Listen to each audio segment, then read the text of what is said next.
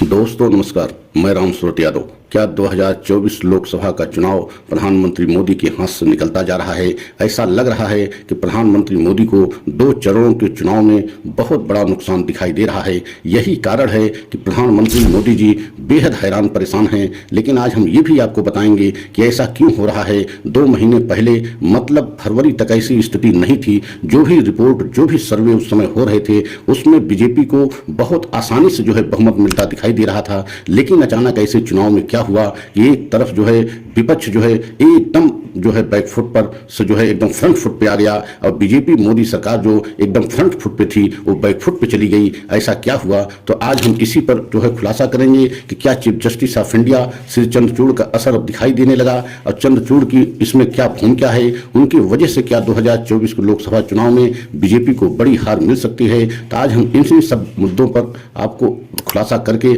असलियत बताएंगे कि ऐसा 2 महीने के अंदर क्या हुआ जिससे बीजेपी का पूरी तरीके से एकदम बैकफुट पे चली गई और बीजेपी की सत्ता जाने तक की स्थिति दिखाई देने लगी। तो आज हम इसी पर पूरे तथ्यों के साथ आपको बताऊंगा। लेकिन अगर पहली बार हमारे चैनल पे हैं तो चैनल को लाइक सब्सक्राइब कर लें, वीडियो को अंत तक जरूर देखें, क्योंकि अंत तक नहीं देखेंगे तो पूरा सच आपको समझ में नहीं आएगा। तो सबसे पहले आपको ये बताना बहुत जरूरी है कि 2 महीने पहले तक एक तरफा बीजेपी की जीत दिखाई दे रही थी। जो भी सर्वे रिपोर्ट सर्वे कर रही थी, जो भी बड़े बड़े चैनलों ने सर्वे किया था, उसमें बीजेपी की एक तरफा दिखाई दे रही थी।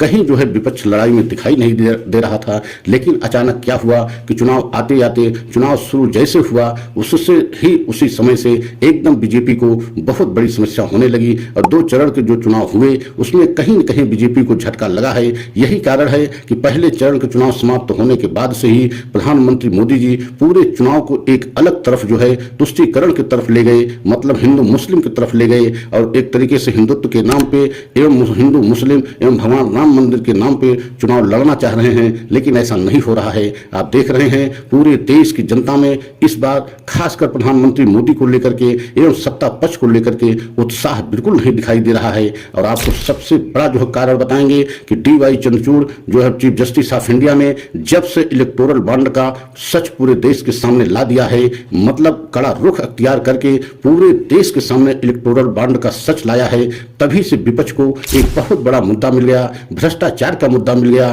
कि प्रधानमंत्री मोदी जी चंदा लेते थे और धंधा देते थे। किस तरीके से चंदा लेना, धंधा देना मोदी सरकार का एक काम बन गया था।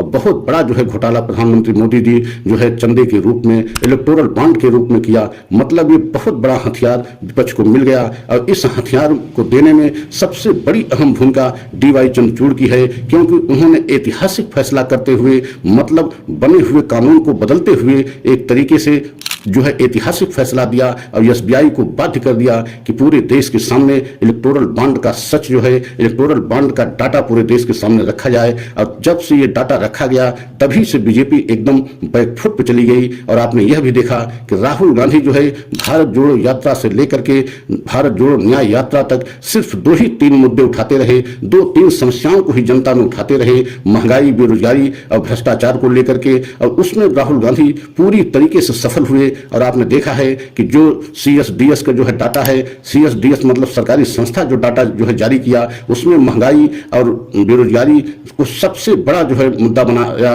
और सबसे बड़ा मुद्दा इस बार के चुनाव में 2024 में बना। और यही कारण है कि प्रधानमंत्री मोदी जी कहीं नहीं चाह रहे थे, न बीजेपी चाह रही थी कि महंगाई और बेरोजगारी मुद्दा बने। लेकिन राहुल गांधी की तो तपस्या एवं उनका भारत जोड़ो यात्रा, भारत जोड़ो न्याय यात्रा रंग लाई और पूरे देश में इस समय महंगाई और बेरोजगारी सबसे बड़ी समस्या बन गई। जनता इसी पर वोट दे रही है। और तीसरा सबसे बड़ा मुद्दा भ्रष्टाचार का बना, वो चीफ जस्टिस ऑफ इंडिया की वजह से बना। अगर इलेक्टोरल बॉन्ड का सच पूरे देश के सामने न आता तो प्रधानमंत्री मोदी पर किसी भी तरीके से भ्रष्टाचार का लेबल लगना संभव नहीं था और न ही विपक्ष लगा पाता। लेकिन जब से इलेक्टोरल बॉन्ड का सच पूरे देश के सामने आया, इस पर भी बीजेपी एकदम बैकफुट पर चली गई, डिफेंड करने की स्थिति में नहीं है, क्योंकि एक तरीके से भ्रष्टाचार का लेबल बीजेपी के ऊपर एवं प्रधानमंत्री के ऊपर भी लग गया। और इसी मुद्दे को लेकर के चुनाव में जोर शोर से विपक्ष उठा भी रहा है कि बहुत बड़ा भ्रष्टाचार बीजेपी सरकार ने किया है, प्रधानमंत्री मोदी की देख रेख में हुआ है।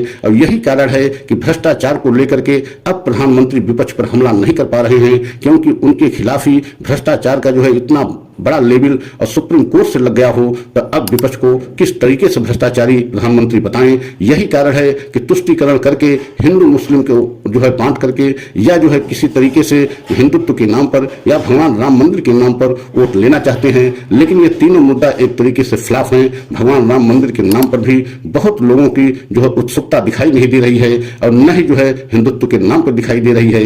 यही कारण है कि बीजेपी एक तरीके से बैकफुट पर चली गई है और हर चरण में बीजेपी को नुकसान दिखाई दे रहा है। अभी 2 चरणों के चुनाव हुए हैं, उसमें बीजेपी को स्वयं जो है इंटरनल सर्वे जो बीजेपी ने कराया है उसमें बीजेपी को बहुत बड़ा नुकसान दिखाई दिया था। और तीसरे चरण को लेकर के भी जो अंदर ही अंदर की खबर आ रही है उसमें भी बीजेपी इंटरनल सर्वे कराई है, उसमें भी बीजेपी को बहुत बड़ा नुकसान दिखाई दे रहा है। और नुकसान खासकर महाराष्ट्र, मध्य प्रदेश, राजस्थान, उत्तर प्रदेश, बिहार, मतलब ये 5 ऐसे प्रदेश थे जहां एक तरफा बीजेपी 2019 में जीत दर्ज की थी। लेकिन इस बार इन 5 बड़े प्रदेशों में बीजेपी को बहुत बड़ी मुश्किलों का सामना करना पड़ रहा है, मतलब आधी सीटें गंवानी पड़ रही है। तो आप समझ सकते हैं कि बीजेपी को कितना बड़ा नुकसान होने जा रहा है। और अगर हमारा यह वीडियो आपको अच्छा लगा हो तो लाइक सब्सक्राइब करें, कमेंट के द्वारा अपनी राय अवश्य दें। अगला वीडियो पुनः लेकर के आएंगे। जय हिंद, जय भारत।